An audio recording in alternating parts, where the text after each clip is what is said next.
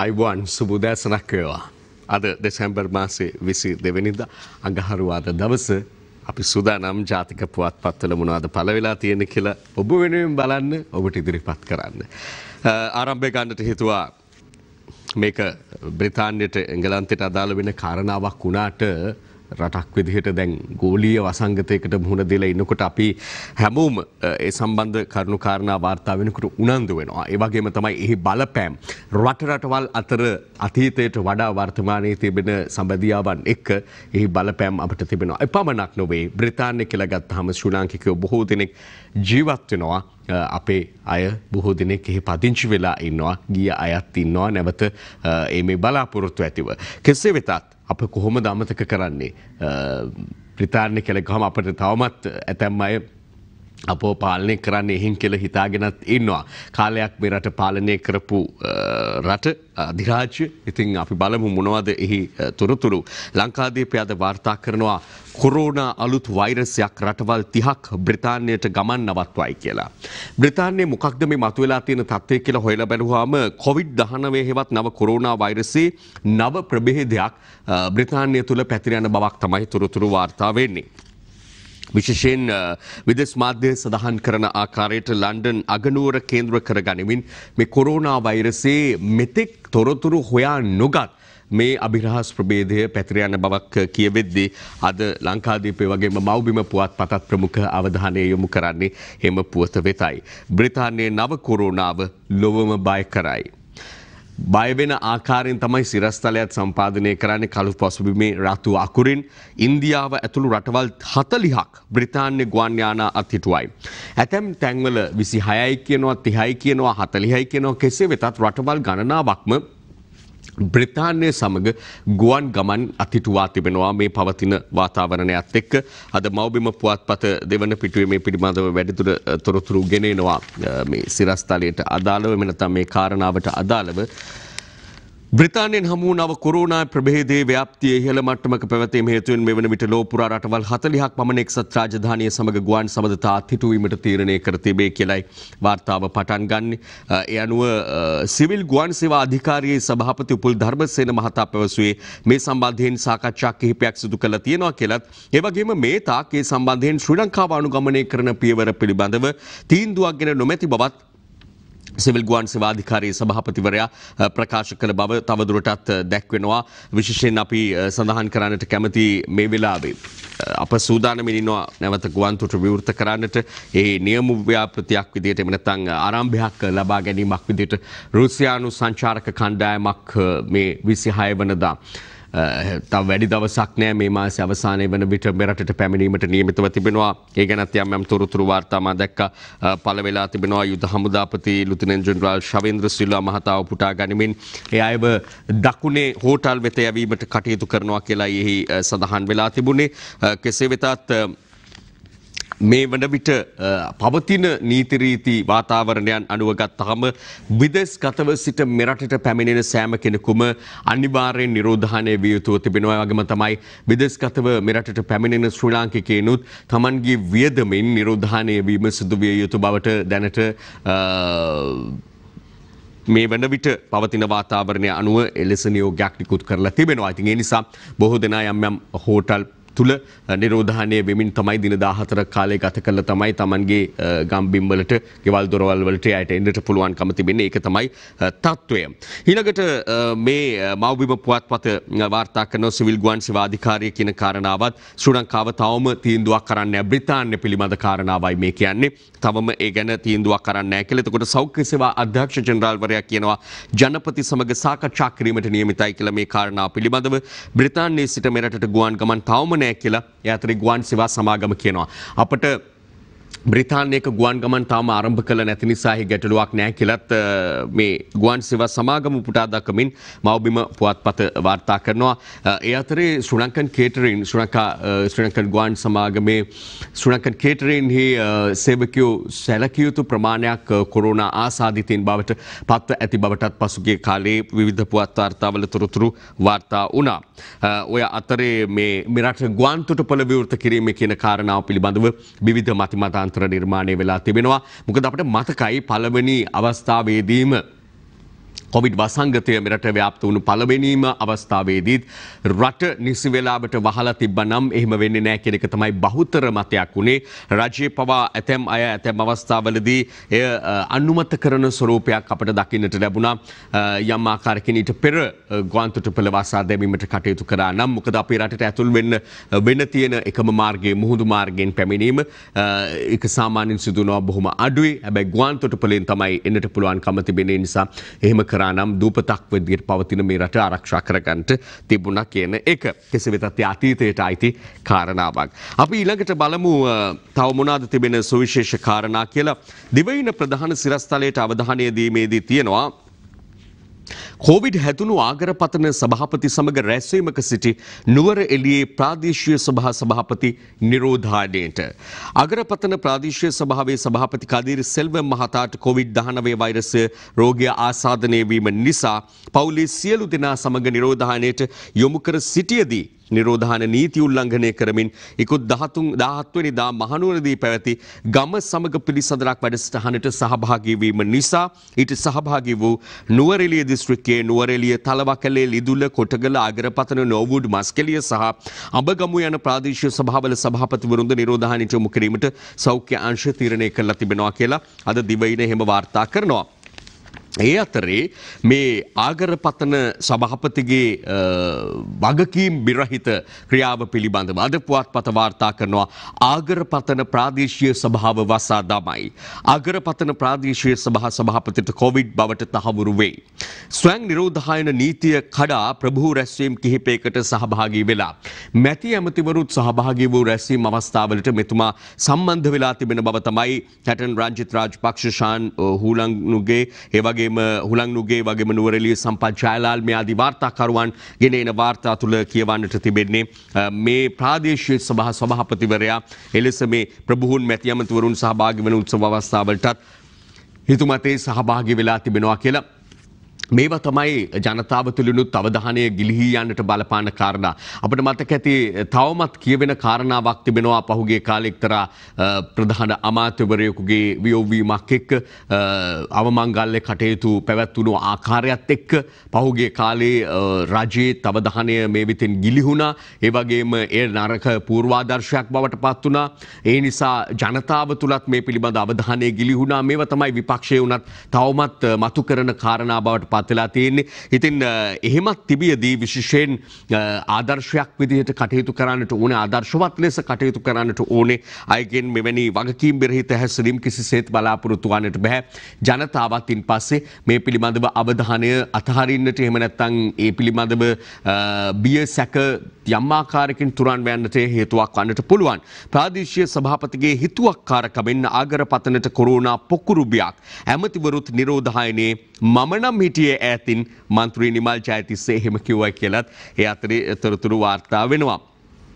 ඊළඟට දිනමින පුවත්පතට අපි අවධානය දීමේදී තියෙන්නේ යහපාලන සමයේ වෙච්ච මහා පරිමාණ පොහොර මගඩියක් පිළිබඳවයි තොරතුරු වාර්තා වෙන්නේ. කෙසේ වෙතත් අරුණ පුවත්පත අද ප්‍රධාන සිරස්තලය ගෙන එන්නේ RMB කාක්කන්ගෙන් ප්‍රාඩෝ ඩිෆෙන්ඩර් ඇතුළු වාහන 700කට හොර ලියාපදිංචිය කියන කාරණාවත් එක්ක. සිරස්තලය සමග මෝටර රථ ලියාපදිංචි කිරීමේ දෙපාර්තමේන්තුව අනිසි අන්දමින් ලියාපදිංචි කර ඇති වාහන 700ක් ගැන අපරාධ පරීක්ෂණ දෙපාර්තමේන්තුවෙන් පුළුල් විමර්ශනයක් ආරම්භ කර ඇති බව එහි තවදුරටත් දැක්වෙනවා. ඒ වගේම මා කැමති ඒට සම්බන්ධ කරලා ඔබට ඉදිරිපත් කරන්න මෙන්න මේ මව්බිම පුවත් වාර්තාවත්. RMB ලොක්කෙක් වැඩට එන්නේ මාසෙට දවස් 3-4යි. බැලුවාම මේ මෝටර රථ ප්‍රවාහන දෙපාර්තමේන්තුවේ කටයුතු කොහොමද සිද්ධ වෙලා තියෙන්නේ කියන එක පිළිබඳව නාරායන්පිට සහ බේරහැර කාර්යාලවල කාර්ය කටයුතු කෙරලා තියෙන්නේ කොහොමද කියලා හොයලා බැලුවාම දැඩි ලෙස වංචා දූෂණ රජයන තැනක් බවට පත්ව තිබූ ආකාරයක් තමයි හෙළිදරව් වෙමින් තිබෙන්නේ. මේ පිළිබඳව නිරන්තර ජනතාව මැසිවිලි නැගුවා නිරන්තර චෝදනා එල්ල එල්ල වුණා. හැබැයි මේ පිළිබඳව දැඩි ලෙස ක්‍රියාත්මක වන ස්වරූපයක් දකින්න ලැබුණේ නැහැ. විටින් විට යම් ක්‍රියාමාර්ග ගත්තා විනා.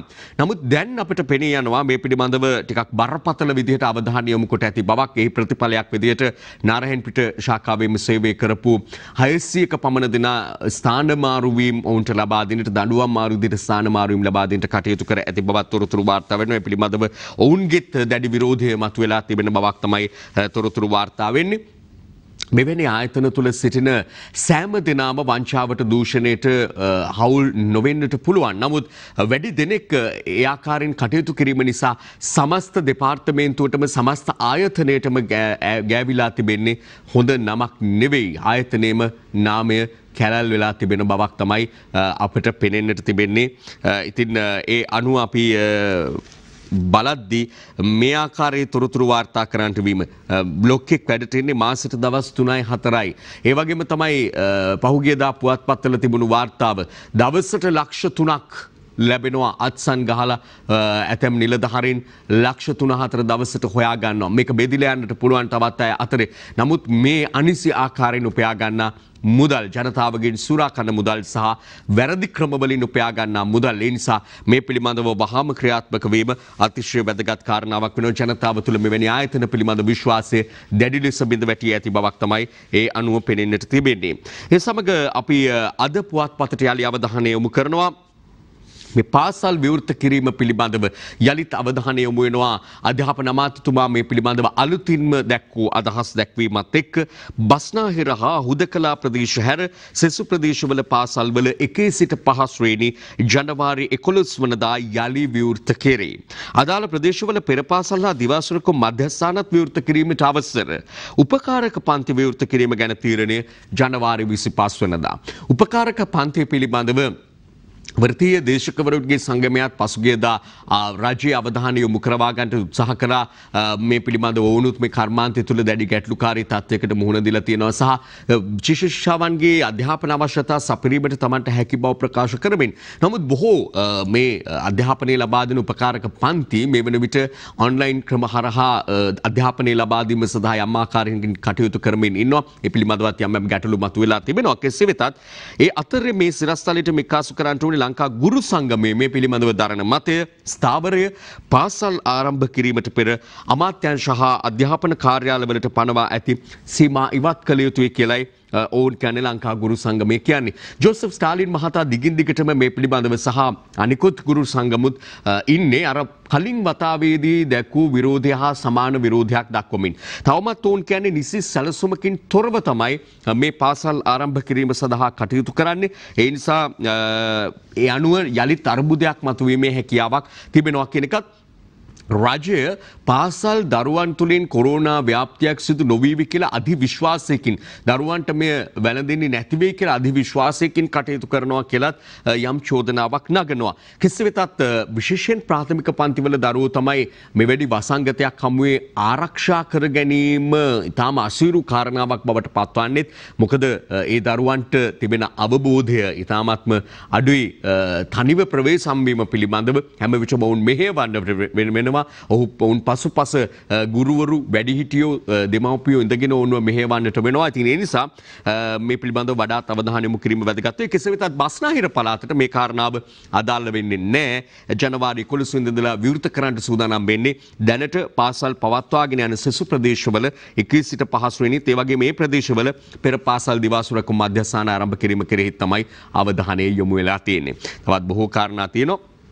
ඒවට යොමු යන්නට කලින් යතරේ යම් උණුසුම් කාරණාවක් තියෙනවා. පාසල් ආරම්භ කිරීම පිළිබඳව අදාළ පුවත් වාර්තා වෙත අධ්‍යාපන අමාත්‍යතුමාගේ ප්‍රකාශය සහ ඒ සමගම නැවත වතාවක් විරෝධතාවයක් විදිහට මතුවෙන ජෝසප් ස්ටාලින් මහතා ඇතුළු මේ ස්මෘතියේ සමිතිවල මතය පිළිබඳව අපිට දැන් පුළුවන්කම තිබෙනවා මේ පිළිබඳව අධ්‍යාපන අමාත්‍යතුමා පැහැදිලි කළේ කොහොමද, ඒ වගේම අනෙක් පසින් තොරතුරු මේ පිළිබඳ විරෝධය පාන්නේ කොහොමද කියන එක පිළිබඳව දැන් බලන්න අපේ ප්‍රවෘත්ති වාර්තාවේ ඇතුළත් වුණු මේ අදහස් දැක්වීම තුලින්.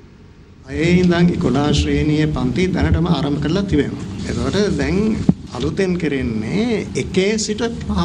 ඒ කියන්නේ ප්‍රාථමික පන්ති. ඒ පාසල් වලම දැන් විවෘත කරලා තිබෙන පාසල් වලට ජනවාරි 11 වනදා සිට ඒ පාසල් වල ප්‍රාථමික පන්ති ඒවා ආරම්භ වෙනවා. ඒ පාසල් වල ප්‍රාථමික පන්ති පමණක් නෙවෙයි පෙර පාසල් පිළිබඳවත් අපි තීරණය කරන් තිබෙනවා. බස්නාහිර පළාත හා වසා දමන ලද අනිත් පළාත් හැර සෙසු ප්‍රදේශවල පෙර පාසලුත් ජනවාරි 11 වෙනිදා අපි ආරම්භ කරනවා. ඒ වගේම ඒ තීරණය බලපානවා දිවා සුරකුම් මධ්‍යස්ථානවල. උපකාරක පන්ති පිළිබඳ දැන් තියෙන තීරණ තමයි ඒවා වහාම විවෘත කිරීමට අවසර දීම නුසුදුසුයි.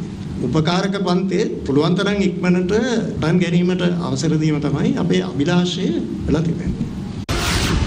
අධ්‍යාපන අමාත්‍යාංශය ගොඩාක් තීරණ ගන්නේ ගුරුවරුන්ට සහ ළමයින්ට කොරෝනා වැළඳෙන්නේ නැහැ කියන පූර්ව නිගමනයෙන්.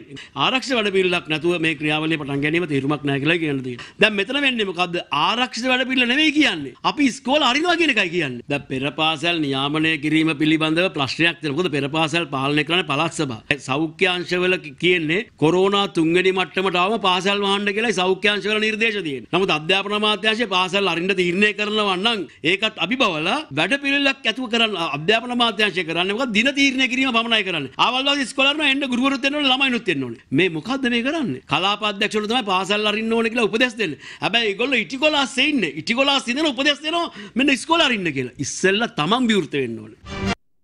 ලොකු චෝදනාවක් අධ්‍යාපන බලධාරීන්ට අමාත්‍යතුමාගේ ඉඳලා සෑම දිනකටම අපි බලමු මේ පිළිබඳව මොන ආකාරයේ අවධානයක් යොමු වේවිද කියලා. දැනට කිසිවෙතත් පාසල් ආරම්භ කරලා ඇතැම් කලාපවල පාසල් වල తాවකාලික වසන්ත සිදු වුණත් ඒ කටයුතු හැකි ආකාරයෙන් කරගෙන යනවා.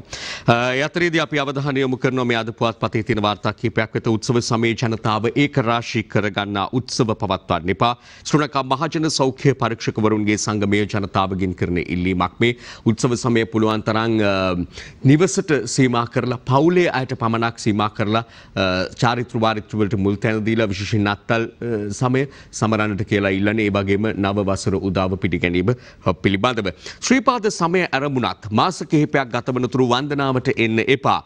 නුවරඑළියට පැමිණෙනවා නම් පදිංචි ප්‍රදේශයේ සෞඛ්‍ය වෛද්‍ය නිලධාරියාගේ සහතිකය අත්‍යවශ්‍යයි. නුවරඑළිය දිස්ත්‍රික් සෞඛ්‍ය සේවා අධ්‍යක්ෂ විශේෂඥ වෛද්‍ය ඉමේෂ් ප්‍රතාපසිංහ මහතා උපුටා දක්වමින් අද පුවත්පත මේ ගෙන එන වාර්තාව ඉතාමත්ම වැදගත් වෙවි කියලා අපි විශ්වාස කරනවා. අදහසක් තිබුණා නම් නුවරඑළිය ගිහිල්ලා ඉඳ සාමාන්‍යයෙන් රට පැවතුණා නම් මේ වසන්තය උදා වෙන කාලයක්. ඉතින් මේ කාලේ වෙනකොට බොහෝ දෙනා ගමන් බිමන් විනෝද ගමන් බිමන් යනවා රට තුල වෙන රටවල මේ ආදී වශයෙන් සෑහෙන සතුටින් සැහැල්ලුවෙන් විනෝදයෙන් ඉන්න කාලයක් වසරක්ම මහන්සි වෙලා අවසාන දින කිහිපය නිදහස භුක්ති විඳින්න උත්සාහ කරන කාලේ. නමුත් මේ කාලය හෙට සුදුසු නොවන නිසා විශේෂයෙන් නුවරඑළියට එහෙම එනවා නම් අනිවාර්යයෙන්ම Taman පදිංචි ප්‍රදේශයේ සෞඛ්‍ය වෛද්‍ය නිලධාරියාගෙන් සහතිකයක් ලබාගෙන නිරෝගී පුද්ගලයෙක් විදියට තමයි Taman මේ නුවරඑළියට ඇතුළු වන්නේ කියන එක පිළිබඳව මේ විනෝද ගමන් බිමන් එන අය බලාපොරොත්තුවෙන් ඉන්න අයට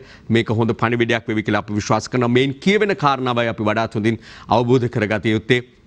මේවයින් වැලකී සිටින්න කියන පණිවිඩය තමයි මේ තුල ලබා දෙන්නේ. අතර ශ්‍රීපාද සමය පිළිබඳ විශේෂයෙන් අවධානය යොමු කරද්දී ශ්‍රීපාද සමය චාරිත්‍ර සිදු කරමින් ආරම්භ වෙනවා නිසි අවස්ථාවේදී මේ චිරාගත ආකාරයෙන්. නමුත් වන්දනාවේ පැමිණීමේදී තවත් ටික කාලයක් ඉඳලම වන්දනාවේ එන්න එන අයත් මේ සෞඛ්‍ය උපදෙස් නීති රීති පිළිපදිමින් කටයුතු කරන්න කියන එක තමයි විශේෂයෙන් ඉල්ලා සිටින්නට ඕනේ. ඒ අතරේ අපි තවත් සුවිශේෂ කාරණාවන් කීපයක් දකිනවා. ඒව වෙතත් අවධානය යොමු කරන්නට ඕනේ. සොළොස්මස්ථාන රජමහා විහෙර බිම පූජා භූමියක් කළ වගයි කියලා ලංකාදීප පුවත්පත අද සුවිශේෂ වාර්තාවක් ඡායාරූප සටහනක් සමග ගෙනෙනවා. පොළොන්නරුව ඓතිහාසික ගල් විහාරය ඇතුළුව සොළොස්මස්ථාන රජමහා විහාරයට අයත් පූජා භූමිය පූජා භූමියක් ලෙස ප්‍රකාශයට පත් කිරීමේ සන්නස් පත්‍ර ප්‍රදානය කිරීමේ පුණ්‍ය උත්සවය අග්‍රාමාත්‍ය සහ බුද්ධ ශාසන ආගමික හා සංස්කෘතික කටයුතු අමාත්‍ය මහින්ද රාජපක්ෂ මහතාගේ ප්‍රධානත්වයෙන් ගල්ගේ විහාරීය උත්තරාරාමේදී පෙරේදා පැවැත්වුණු අවස්ථාව තමයි අපි මේ දකින්නේ. ඓතිහාසික අවස්ථාවක් ලෙසයි අපට මේ දැනෙන්නේ. එහිදී අග්‍රාමාත්‍යවරයා පොළොන්නරුව සොළොස්මස්ථානාධිපති මහනුවර අස්කිරි පාර්ශවයේ ගෙඩිගේ රාජමහා විහාරාධිපති වේනරුවේ උපාලි සියම් මහානිකායේ අස්කිරි පාර්ශවයේ අනුනායක ස්වාමීන්ද්‍රයන්න් වහන්සේ වෙත එම සන්නස් පත්‍රය පිළිගැන්වූ අයුරු තමයි අපේ ඡායාරූපෙන් දැන් දකින්නේ ඒ සම්බන්ධ දර්ශන අපට දැන් දකින්නට පුළුවන්කම තිබෙනවා. ඒ ඓතිහාසික සුවිශේෂී අවස්ථාව අග්‍රාමාත්‍යවරයා විසින් අනුනායක ස්වාමින් වහන්සේ වෙත සන්නස් පත්‍රය පිළිගැන් වූ අවස්ථාවයි අප දුටුවේ.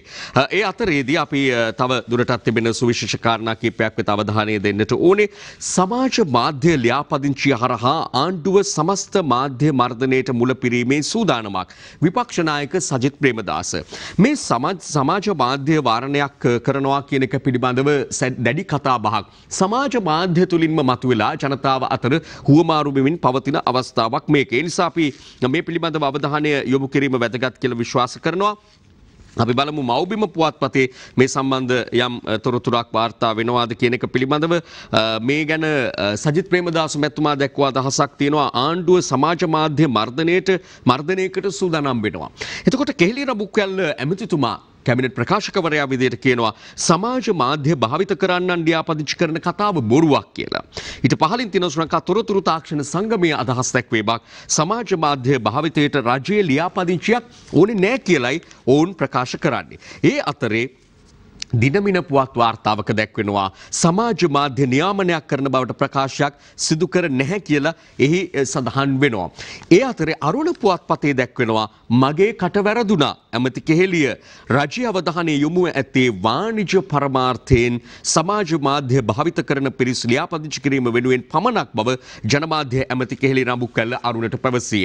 මෙය විවිධාකාරයෙන් විග්‍රහ කරගන්නට පුළුවන් කාරණාවක්. ඒ නිසා ඇතැම් අය මේට පක්ෂපාතීව අදහස් දක්වනවා. තව පිරිසක් මේට විරුද්ධව අදහස් දක්වනවා. කෙසේ වෙතත් අප පැහැදිලිව අවබෝධ කරගත යුතු කාරණාවක් තිබෙනවා. මේ ගැන තොරතුරුත් සමාජ මාධ්‍ය පළ වෙනකොට පළවෙනි සැනින් බාගෙට කියවල හුවමාරු කරගන්න පිරිසක් අපිට අහන්නට දකින්නට සෑහෙන ලැබෙනවා. අයගේ මේ තොරතුරු හුවමාරු කර ගැනීම. නමුත් මෙහිදී පැහැදිලිව අවබෝධ කරගත යුතු කාරණාව තමයි වාණිජ්‍ය පරමාර්ථයෙන් කටයුතු කරන මේ සමාජ මාධ්‍ය භාවිත කරන්නන් පිළිබඳව තමයි මේ කාරණාව අදාළ වෙනවා නම් අදාළ වෙන්නේ. නමුත් ඒ පිළිබඳව තාම නිශ්චිත තීන්දුවක් ගෙන නොමැති බවත් රජය ප්‍රකාශ කරනවා. කෙසේ වෙතත් සමාජ මාධ්‍ය වාරණයක් තිබෙනවා මාධ්‍යයට බලපෑම් වෙනවා කියන කාරණාවට අදාළව විපක්ෂ නායකතුමා අවස්ථා කිහිපයකදීම කරුණු මතු කළා. මේ රජය පෙර රට පාලනය කරන කාලවලදී මාධ්‍ය වේදීන්ට යම් යම් හිරිහැර තර්ජන ගර්ජන එල්ලවී මාධ්‍ය නිදහස අහිමි කිරීම පිළිබඳ චෝදනා රැසක් එල්ලවුණු රජයක්. හැබැයි වර්තමානයේ වන විට රජය ප්‍රකාශ කරන කාරණාව තමයි මාධ්‍යට අත තැබීමක් නැහැ. නිදහසේ කටයුතු කරන්නට අවස්ථාව සලසා දීලා තියෙනවා කියලා. නමුත් අප කැමති මේ තුල යම් කාරණාවක් මතු කරන්නට මාධ්‍ය නිදහස භාවිත කළ යුතු ආකාරය පිළිබඳවත් මා හිතන්නේ අවබෝධයෙන් කටයුතු කරන්නට ඕනේ. මාධ්‍යට තිබෙන හැකියාව බල සම්පන්න භාවය මේ කොහොමද පාවිච්චි කළ යුත්තේ කියන එක පහුගියදා සමාජ මාධ්‍ය භාවිතයේ අපට දකින්නට ලැබුණා අසත්‍ය තොරතුරු නිර්මිත ව්‍යාජ තොරතුරු බෙදා ගැනීම තුල ඇතිවුණු තවත් ගැටලුවක් නිසා අත්අඩංගුවට ගැනීමක් පිළිබඳවත්. ඒ තමයි පල්ලිවලට බෝම්බ ප්‍රහාරයක් එල්ල වෙනවා කියලා ව්‍යාජ තොරතුරක් නිර්මාණය කරලා මේක සමාජ මාධ්‍ය තුල ප්‍රචාරය කරපු පුද්ගලෙක් අවුරුදු 30ක පමණ පුද්ගලෙක් අත්අඩංගුවට ගැනීමේ සිදුවීම. එතකොට මේ කාරණා නම් විපක්ෂයේ මාධ්‍යට අත තැබීම විදිහට මාධ්‍ය නිදහස අහිමි කිරීම විදිහට සලකන්නේ එතරම් යම් ගැටලුවක් තිබෙනවා අපි අවබෝධ කරගත යුතු. ඒ නිසා සෑම දිනම මේ මාධ්‍ය භාවිතයේදී අප දන්නා කාරණාව තමයි මාධ්‍ය පිළිබඳව දැනුමක් අවබෝධයක් සහ භාවිතය පිළිබඳව අවබෝධයක් ඇති අයම නෙවෙයි දැන් මාධ්‍ය භාවිත කරන තත්ත්වයට පත් වෙලා තිබෙන නිසා තොරතුරු හුවමාරු කරගන්නා තත්ත්වයට පත් වෙලා තියෙන්නේ. ඒක ඇඟිලි තුඩින් මේ දුරකථනයෙන් ඔබටත් පුළුවන් බොහෝ තොරතුරු ලෝකයක බෙදා හදා ගන්නට. ඒ නිසා ප්‍රවේශ සම්බීමේ වැදගත්කම ඔබේ ආරක්ෂාවත් ජාතික ආරක්ෂාවත් තව කෙනෙකුට හානියක් නොවෙන්නටත් හැම විටම තහවුරු කරගත් තොරතුරු පමණක් හුවමාරු කර ගැනීමේ වැදගත්කම මේ තුල මනාව ගැබ් වෙලා තිබෙනවා කියන එකත් අපි විශේෂයෙන් අවධාරණය කරන්නට ඕනේ. තවත් කාරණා නම් බොහොමයක් තිබෙනවා. විශේෂයෙන් කොවිඩ් මලසිරුරු ආදාහනය කරනවාද බොහොම දාන කරනවාද කියන කාරණා පිළිබඳ යලි තුනිසුම් තත්ත්වයක් නිර්මාණය වෙලා තිබෙනවා. ඒ පිළිබඳව ගත්තු තීන්දුවත් ඒ වගේම ඉදිරියේදී මේ පිළිබඳව මොකද කරන්න කියන එක පිළිබඳවත් අවධානය යොමු වෙලා තිබෙනවා. ඒ වගේම අටුලගමින් තවදුරටත් වාර්තා වෙන්නේ මේ සෞඛ්‍ය නීති රීති වලට පිටුපාන තත්ත්වයන්. ඒ වගේ කාරණාත් එක්ක අපි මුණ ගැහිමු. කෙටි සමාජ මාධ්‍යට අදාළ වෙන කාරණා කිහිපයක් අවධානය යොමු කළ නිසා ඒ තුලින්ම ප්‍රචාරයට පත්වුණු කාරණාවක් පිළිබඳව අද පුවත්පත් කරන වාර්තාකරණයකට අවධානය දෙන්න හිතුවා. අද පුවත්පතේම තමයි මේ වාර්තාව තියෙන්නේ. කුරුවිට හමුදා කඳවුර තුල බුදු පිළිමයක් විනාශ කිරීමේ සිද්ධිය. බටපතුරු හා පල්ප් වලින් තැනූ බුදුරුව ප්‍රදර්ශනයට නුසුදුසු නිසා ඉවත් කළා. යුද හමුදා මූලස්ථානයේ මෙලෙස සඳහන් කරනවා. මේ පිළිබඳ පැහැදිලි කිරීමක් කරමින් යුද හමුදා මාධ්‍ය ප්‍රකාශකතුමාත් මේ පිළිබඳව පැහැදිලි කිරීම කරනු ලැබුවා. මේ ගැන හරියට තොරතුරු නොදැන කළ වාර්තාකරණයක් විදිහට තමයි ඔවුන් හඳුන්වන්නේ මෙය. කෙසේ වෙතත් වසර කිහිපයක් තිස්සේ පොහොයට වෙසක් වලට ප්‍රදර්ශනය කරපු මේ බුද්ධ ප්‍රතිමා වහන්සේ නිර්මාණය කළ තියෙන බටපතුරු හා පල්ප් වලින්. එතකොට අප කවුරුත් දන්නා කාරණාවක් තමයි ඒවත් යම් කාලයක් තිබෙනවා හොඳ තත්ත්වයේ පවතින. දැන් විනාශ වීමේ තත්ත්වයකට ඇවිල්ලා එය තවදුරටත් පවත්වා ගැනීම නුසුදුසු වන නිසා මහා සංඝරත්නයේ අනුශාසනා ලබාගෙන ඒ වගේම පිරිත් සජ්ජායනා කරලා ඒ වතාවත් ඉටු කරලා මේ විදිහට මේ පිළිම වහන්සේ ඉවත් කරන්නට කටයුතු කරපු බව තමයි සඳහන් කරන්නේ. නිසා මේ සිද්ධියත් හරියට තොරතුරු නොදැන කළ වාර්තාකරණයක් විදිහට හමුදා මුලස්ථානය සඳහන් කරනවා. අපි කියන්නේ බොහෝ වෙලාවට Taman හරියට නොදැන තොරතුරු හුවමාරු කර ගැනීමත් බරපතල අපරාධයක් සහ බරපතල වරදක් බවට පත්වන්නට පුළුවන්. නිසා මේ Tamanට සමාජ මාධ්‍ය තුළට එළඹිලා පිවිසිලා තොරතුරු හුවමාරු කරගන්න ලැබිලා තිබෙන අවස්ථාව නිසි පරිදි භාවිත කිරීමයි අතිශය වැදගත් වෙන්නේ. තවත් පුද්ගලයන්ට ඒ වගේම පාර්ශ්වවලට අගතියක් නොවන ආකාරයට. ඊළඟට අපි තවත් දකින්න සුවිශේෂ කාරණා කිහිපයක් තිබෙන නිසා ඒවට අවධානය දෙන්නට ඕනේ. ලංකාදීපයට යොමු වෙමු. තීන්දුවක් එනතුරු මුස්ලිම් මෘතදේහ ශීත කන්ටේනර් වල. මේ පිළිබඳව නැවත වතාවක් අවධානය යොමු කරන්න කියලා පාර්ශ්ව ගණනාවක ඉල්ලීම් තිබුණා. විශේෂයෙන් හිටපු ජනාධිපතිනි චන්ද්‍රිකා බණ්ඩාරනායක කුමාරතුංග මැතිණියත් අවසාන වශයෙන් ඉල්ලීම් කළා. රාජ්‍යයෙන් තිබෙන මේ තීරණය පිළිබඳව යලි සිතා බැලීමක් සිදු කරන්න පුළුවන් නම් හොඳයි කියන එක පිළිබඳව මේ මුස්ලිම් මලසිරුරු පිළිබඳව ඔවුන්ගෙන් ඉල්ලීමක් තිබෙන නිසා විශේෂයෙන් අපි එලෙස සඳහන් කරන්නේ මේ ප්‍රජාව තුළින් ඉල්ලීමක් තිබෙන නිසා ඔවුන්ගේ දේහයන් ආදාහනය කරන්නට කියලා මේ ගැන කතා බහ සෑහෙන දිගට ඇදුණු එකක්. තවමත් උණුසුම පවතින කතා බහක්. ඒ අතරේ තීන්දුවක් එනතුරු ඒවා කන්ටේනර් තුල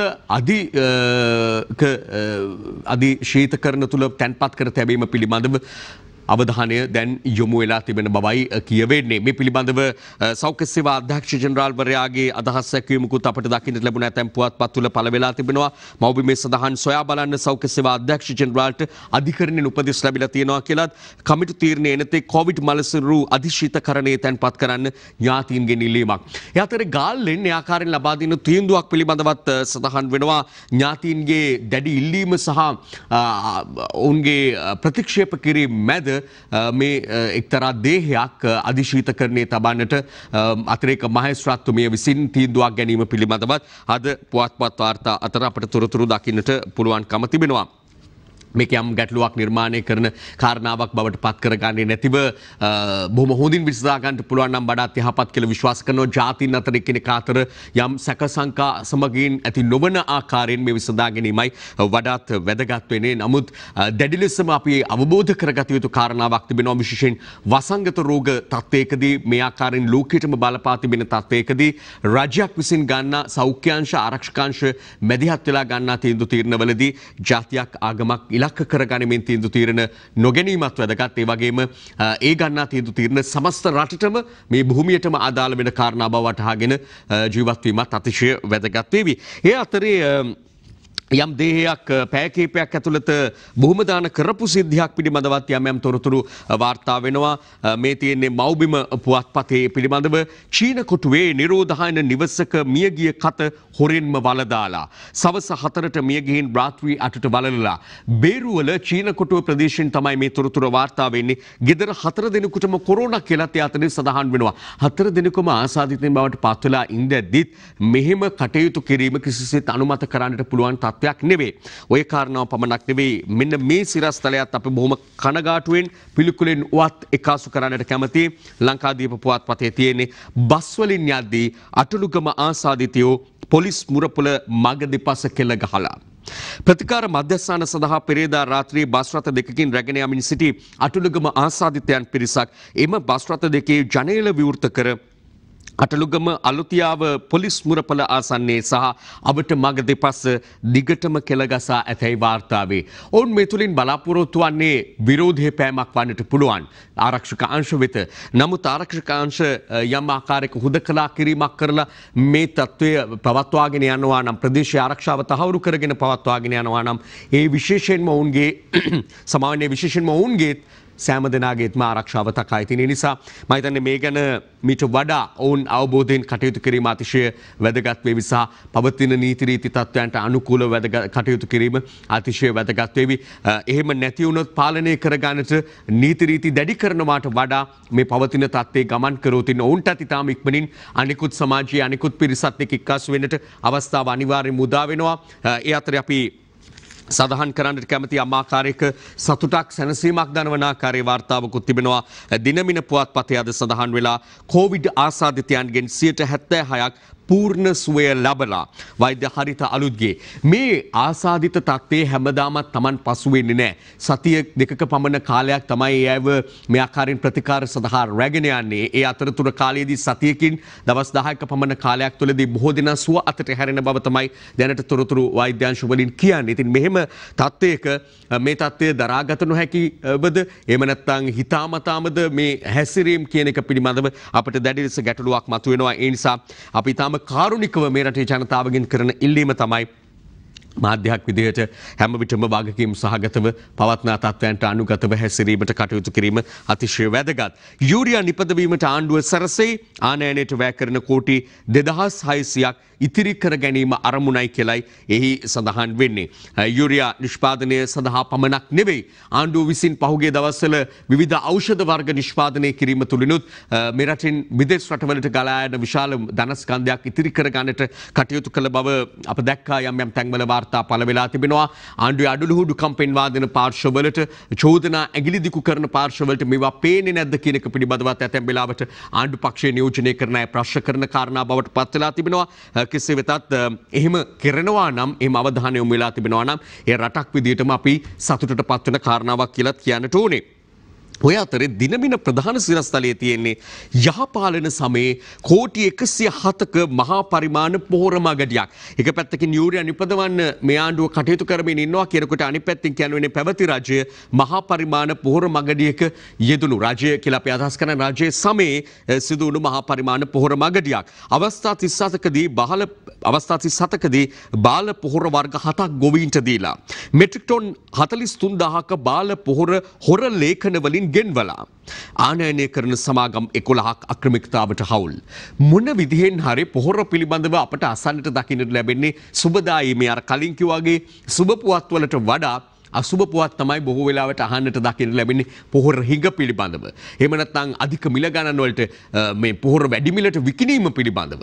ඊළඟට පොහොර ගන්න නැතිකම පිළිබඳව විශේෂයෙන් මේ පොහොර මිටියක්වත් ගන්න නැහැ කියලා ඇතැම් අය නගන චෝදනා පිළිබඳව. ඊළඟට පොහොර වලින් කරපු මහා පරිමාණ වංචා පිළිබඳව හොර මගඩි පිළිබඳව. මේ ආකාරයේ තොරතුරු වාර්තා කරන්නට වීමත් කනගාටුට කරුණක්. නමුත් අප බලාපොරොත්තු වෙනවා මේ කන්නේත් හොඳ අස්වැන්නක් ඉදිරි කන්නේදී. ඉතින් ඒ නිසා එහෙම බලාපොරොත්තු වෙනවා නම් දැනට තිබෙන පොහොර ප්‍රශ්න විසඳා ගැනීමත් වැදගත්. ඒ වගේම පහුගිය කාලේ වෙලා තියෙනවා කියන මේ මහා පරිමාණ හොර මගඩිය පිළිබඳව තොරතුරු හෙළිදරව් වීමත් වැදගත්. ඒ වගේම ඊට අදාළ වෙන සම්බන්ධ වෙන අයව ඒ අයගේ නීති ක්‍රියාත්මක කිරීමත් ජනතාව බලාපොරොත්තු වෙන කාරණාව. අර කලින් ඉදිරිපත් කළ ලංකාදීප පුවත්පතේ වාර්තාවට යම් එකසු කිරීමක් කරොත් හොඳයි කියලා හිතනවා.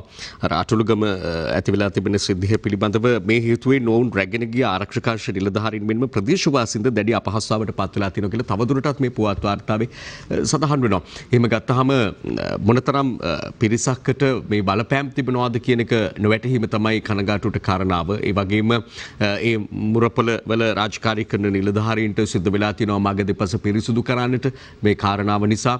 ඒ වගේම තමයි ඔවුන් රැගෙන යන මධ්‍යස්ථානවල ඔවුන් කිසි ලෙසක මේ කොයි ආකාරයෙන් හැසිරෙවිද කියන එක පිළිබඳවත් මේ අතරේ ගැටලුකාරී තත්ත්වයක් නිර්මාණය වෙන්නේ. නිශ්චිත නැහැ විශ්වාසයක් නැහැ. ඉතින් ඒ නිසා යලි යලිත් අපිට තිබෙන්නේ මේ කාරුණික ඉල්ලීමක් කරන්නට පමණයි. එයයි තමයි මේ වටහා ගත යුත්තේ. මේ මගදිපස කෙල ගසමින් නැතැම් නිලධාරීන්ට කෙල ගසමින් උඩ බලාගෙන කෙල ගහ ගන්නවා වගේ වැඩක් තමයි මේ කරමින් ඉන්නේ. එය කිසිසේත් අනුමත කරන්න පුළුවන් තත්ත්වයක් නෙවෙයි. ඊළඟට අපි තවදුරටත් දකින්නේ යම් පුවත් වාර්තා කිහිපයකට අවධානය යොමු කරමු. දිනමින පුවත්පතට මේදී තියෙනවා බස්නාහිර පළාතේ සංවර්ධනය රටේ ඉදිරි ගමනට ඍජුව බලපානවා. ගම සමග පිළිසඳරක් බස්නාහිර පළාතේ ක්‍රියාන්විතය දියත් කිරීම බැසිල් රාජපක්ෂ මැතිතුමාගේ ප්‍රධානත්වයෙන් පසුගියදා සිදු වුණා කොළඹදී. ඒ පිළිබඳව ඒ ඇතුළත් කාරණාවක් තමයි අපිට මේ දකින්නට ලැබෙන්නේ. එහිදී අදහස් දැක්වීමක් මේ බස්නාහිර පළාතේ සංවර්ධනය රටේ ඉදිරි ගමනට ඍජුව බලපානවා කියලා ඔහු කරන ප්‍රකාශය. ඒ අතරේ කොවිඩ් හමුවේ ශ්‍රී ලංකාව දූපතක් වීමේ වාසිය නොගැනීම අපරාධයක් කියලා අනුර කුමාර දිසානායක ජනතාවිමුක්ති පෙරමුණේ නායකතුමාගේ අදහස් දැක්වීමකුත් අද අපට දකින්නට ලැබෙද්දී එජාප නව නිලධාරී මණ්ඩලය තෝරා ගැනීම හෙටයි කියලා පුවත් වාර්තාවක් දිනමින අද ගෙනෙනවා. එහෙම කියනකොට හෙට පත්වෙන්න යන එක් නිලධාරියෙක් පිළිබඳව කල්තියාම කරන ඉඟිපල කිරීමකුත් අපට දකින්නට පුළුවන්. ලංකාදීප පුවත්පතේ සඳහන් වෙනවා එජාප මහලේකම් දුරේට රංගේ බණ්ඩාරගේ නම පාලිත රංගේ බණ්ඩාර මහතා මොන අර්බුද ආවත් එක්සත් ජාතික පක්ෂය අත් නොහැර නායකත්වයේ සමග තවදුරටත් රැඳී සිටමින් කටයුතු කරනවා. එතුමාගේ නම මහලේකම් දුරේට යෝජනාවීමක් පිළිබඳව මෙලෙස තොරතුරු වාර්තා වෙලා තිබෙනවා. එහෙම තියෙද්දී මේ අපේ ප්‍රවෘත්ති වාර්තා තුල අඩංගු වෙච්ච තවත් එක් වාර්තාවක් තිබෙනවා. විශේෂයෙන් පවතින තත්ත්වයන් පිළිබඳව දේශපාලන කරලී අදහස් දැක්වීම, පක්ෂ විපක්ෂ අදහස් දැක්වීම. ඒ තුල විශේෂත්වයකුත් තිබෙනවා. කාලයකට පස්සේ මංගල සමරවීර හිටපු අමාත්‍යතුමා එලියට ඇවිත් මේ පවතින තත්ත්වයන් පිළිබඳව තමන්ගේ විග්‍රහය ලබා දීමත් සිදු කරලා තිබෙනවා. අපි බලමු මේ ඇතුළත් මැති ඇමතිවරු දැක්වූ අදහස් වල මොනවාද කියවෙන්නේ කියලා. සර් නෙමෙයි ෆේල්. සර් නියෝජනය කරන දේශපාලන මතවාදයයි මේ වෙලේ මේ රටේ ෆේල් වෙලා එදාටත් වඩා භයානක තත්වයකට රට අද ඇදගෙන යන්නේ. 3-2 බලය ලබාගත්ත හැම ආණ්ඩුවක්ම මේ රටට කරපු විනාශය සේවයට වඩා වැඩි. පවතින රජය කිව්වා MCC කිව්සම අස්සම් කරන්නේ නැහැ කියලා. එදා ඒගොල්ලන් ඒකට විරුද්ධ වෙලා අද කිඹුල් කල්න හරනවා මේක අස්සම් කරේ නැහැ කියන එක. ඒ නිසා අපි විශේෂයෙන්ම කියනවා සම්පත්තික අපි කුණු කොල්ලයට විකුණන්නේ නැහැ. අපේ රට ඇමරිකාවට වේවා වෙනත් රටකට වේවා අපේ රටේ තියෙන ඉඩම් ටික අපි ආරක්ෂා කරන්න කටයුතු කරනවා කියන එක අපි සඳහන් කරනවා. වර්තමාන ආණ්ඩුව බලයට ආවේ රටේ සම්පත් විකුණන්නේ නැහැ කියලා. නමුත් විදේශ ආක්‍රමණයක් අපේ රට තුල වේගෙන් සිද්ධ වෙන බව ජනතාව දැනගත යුතුයි. රටේ දේපල ඉඩම් විකුණමින් පාලකයෝ තමන්ගේ බඩ සරි කරගන්න වැඩ පිළිවෙලකට ගිහිලා තියෙනවා. දැන් බලන්න මේ දවස්වල තියෙන MCC ගිවිසුම අස්සම් කිරීම. මේ ගිවිසුම අස්සම් කරේ නැත්නම් රටට පාඩුයි කියලා කියනවා. මේ ගිවිසුම අස්සම් කරන නිසා ණය දෙන්නේ නැහැ කියනවා. අපි ගත්ත ණය ඇති. ආර්ථික සමාජීය දේශපාලන දර්ශන නැත්තට නැති වෙලා බංග වෙලා ගියේ. එළහරකයි මීහරකයි එකට හාන්න දාලා මේ ජනතාවගේ ආරක්ෂාව සෞඛ්‍ය අනිවාර්යයෙන්ම බලන්න ඕනේ. දැන් වැක්සිනේෂන් එක ගන්න බිලියනයක් මුදල් ණයට ගන්න. ඒතර මේ රට තියෙන්නේ කොතනද කියලා තමුන්නාන්සලා අපිට හිතන්න වෙනවා. අද ලහියේ පළාත් සභාව මැතිවරණයකට යන්න යනවා. පළාත් සභාව ඕනද නැද්ද කියන එක වෙනම සංවාදයක්. කොහොම වෙතත් පවතින ව්‍යවස්ථාවට අනුව පළාත් සභාව රටේ පිළිගත් දේශපාලන ඒකකයක්. පළාත් සභාව මැතිවරණය පැවැත්වෙන බවට කටකතා සහ මාධ්‍යවල සමහර කරුණු පළ වෙලා තිබෙනවා. කොහොම වුණත් සමගි ජනබලවේගයේ පළාත් සභාව මැතිවරණය සඳහා සූදානම්. ඒ වෙනුවෙන් සංවිධාන කටයුතු ආරම්භ කරලා තිබෙනවා. අපි ලෑස්ති ඕනෑම මොහොතක ඒ පළාත් සභාව මැතිවරණයට මුහුණ දීලා ජනමතය උරගා බලන්න. අපි විවිධ අදහස් දැක්වීම් කිහිපයක්ම දැක්ක අසන්නට ලැබුණා. ඒ තුළ මේ පවතින තත්ත්වයන් පිළිබඳව අදහස් දැක්වීම් විග්‍රහයන් තමයි ගැබ් වෙලා තිබුණේ. කෙසේ වෙතත් ඒටම යම් එකාසු කිරීමක් කරන්නට කැමති අරුණ පුවත්පතේ බුල් පිටුවෙන් සේවකයන්ට 1000 නොදුන්නොත් හාම්පුතාට වත්ත නැහැ. වතු සේවකයන්ගේ අවම දෛනික වැටුප රුපියල් 10,000 දක්වා වැඩි කිරීම සඳහා අවසන් තීරණයක් ගැනීමට කම්කරු ඇමතිවරයා වතු සමාගම්වලට සතියක කාලයක් ලබා දුන්න බව කියවෙනවා. මෙවර අයවැයෙන් මේ රාජ්‍ය වතු කම්කරුවන්ගේ දෛනික දීමනා වැටුප රුපියල් 1000 දක්වා වැඩි කරනවා කියලා පොරොන්දුවක් දීලා තිබෙන්නේ. හැබැයි මේ පොරොන්දුව සැබෑවක් කරගන්නට හැකියාවක් ලැබෙවිද කියන එක පිළිබඳව දැඩි ගැටලුකාරී තත්ත්වයක් දැනට මතුවලා තිබෙනවා. මේ පිළිබඳව සාකච්ඡාවක් පැවැත්වුණා. මේ සාකච්ඡාවට කම්කරු අමාත්‍යවරයාගේ ප්‍රධානත්වයෙන් තිබුණේ ජීවන් තොණ්ඩමන් රාජ්‍ය ඇමතිවරයා, ඊළඟට වඩිවේල් සුරේෂ් මැතිතුමා, මේ ආදී පිරිසක් සහ වතු හාම්පුතුන් මේ ආදී පිරිසක් සම්බන්ධ වෙලා හිටියා. හැබැයි මෙය තීරණයකින් තොරව නිමාවට පත් වෙනවා. අවසන් එකගතාවකින් තොරව නිමාවට පත් වෙනවා. විරෝධයක් තමයි වතු හාම්පුතුන්ගෙන් මතුවෙන්නේ. වතු හිමිකරුවන්ගෙන් මතුවෙන්නේ මේ රුපියල් 1000 ලබා දීම පිළිබඳව. කෙසේ වෙතත් ඔවුන්ට යම් කාලයක් ලබා දෙනවා කියලායි කියන්නේ නිසි තීන්දුවක් ගැනීම සඳහා. ඒ අතරේ අප බලමු තවදුරටත් උපුටානුගත් යම් වාර්තා කීපයක් තිබෙනවා. ඒ වෙත අවධානය දීලා උපයෝගිතා කොමිසම අහෝසි කරන යෝජනාව කැබිනට්ටුවට ඇමරිකන් ඩොලර් මිලියන 2000ක ආයෝජනත් අතළඟ ශ්‍රී ලංකා මහජන උපයෝගිතා කොමිෂන් සභාව අහෝසි කිරීමේ යෝජනාව මුදල් ඇමතිවරයා ලිසාග මැති මහින්ද රාජපක්ෂ මහතා ඇමති මණ්ඩලය හමුවට ඊයේ ඉදිරිපත් කළ බව තමයි එහි සඳහන් වෙන්නේ. ඒ අරුණ පුවත්පතේ දැක් වූ පුවත් වාර්තාවක්, පළ වූ පුවත් වාර්තාවක්. ඊළඟට අපි ලංකාදීප පුවත්පතට ගමන් කරමු. මහියංගන ගමකට මාළු වැස්සක් වැටීම පිළිබඳව තොරතුරු වාර්තා වෙනවා. අද දිනමිනත් කියනවා විරාණගමට මාළු වැස්සක් කියලා.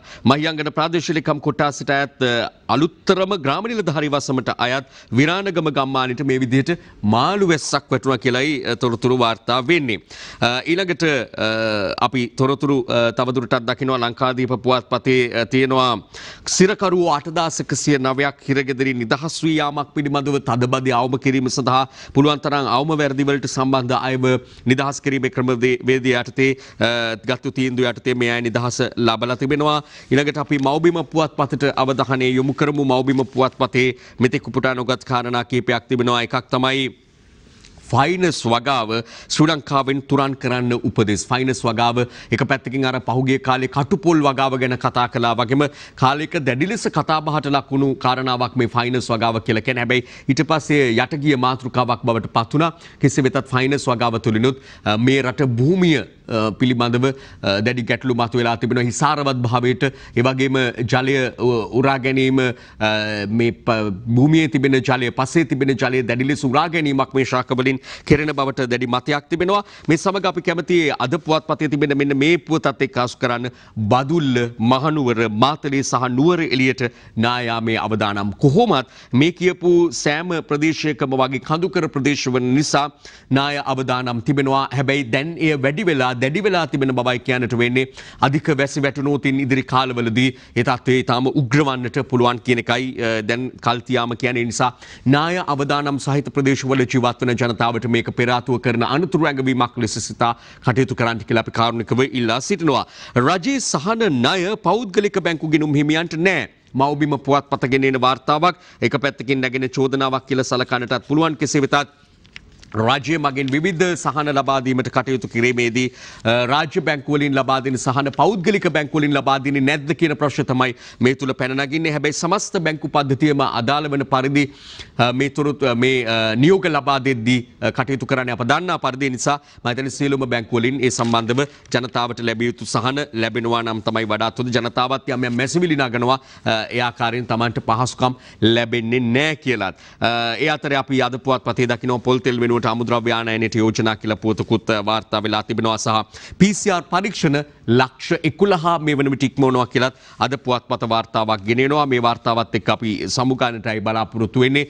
PCR ප්‍රමාණය පමණක් නෙවෙයි දැන් රැපිඩ් ඇන්ටිජන් පරීක්ෂාවත් අහඹු ලෙසත් බොහෝ ප්‍රදේශවල සිදු වෙනවා. අධිවේගී මාර්ග තුල මේ රැපිඩ් ඇන්ටිජන් පරීක්ෂාව සිදුවන බවත් තොරතුරු වාර්තා වෙන නිසා ඒවට උපරිම සහයෝගය ලබා දෙමින් සහ පරීක්ෂණ ප්‍රමාණය හැකිතාක් වැඩි කරමින් කටයුතු කිරීම රටක් විදිහට මේ පවතින වසංගත තත්ත්වයෙන් ගොඩ ඒමට අප දරන උත්සාහය තුළ කැපිපෙනෙන අවස්ථාවක් විදිහටයි අප දකින්නේ. ඒ සඳහා මේ වසංගත රෝග තත්ත්වය මර්ධනය කර ගැනීම, පාලනය කර ගැනීම සඳහා ජනතාව විදිහට අපි හැමෝගෙම සහාය පළ කරමු. ඒ සඳහා අප කැපවෙමු කියන යෝජනාවත් එක්ක මට හිතුණා අපි මේ අවසාන වශයෙන්ම මේ පෙන්නුවොත් හොඳයි කියලා. අරුණ පුවත්පතේ අද දවසේ පින්තූරෙත් මේ පින්තූරේ නත්තල ළඟේනවා කියලයි නම් කරලා තිබෙන්නේ.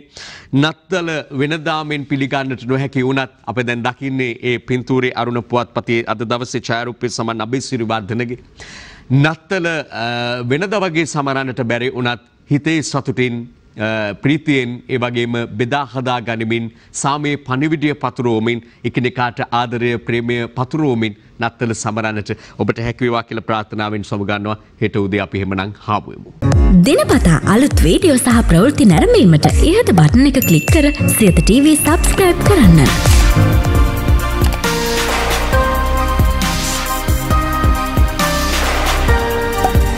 අලුත් වීඩියෝ ගැන මුලින්ම දැනගන්න මෙම සීනුව ක්ලික් කරන්න.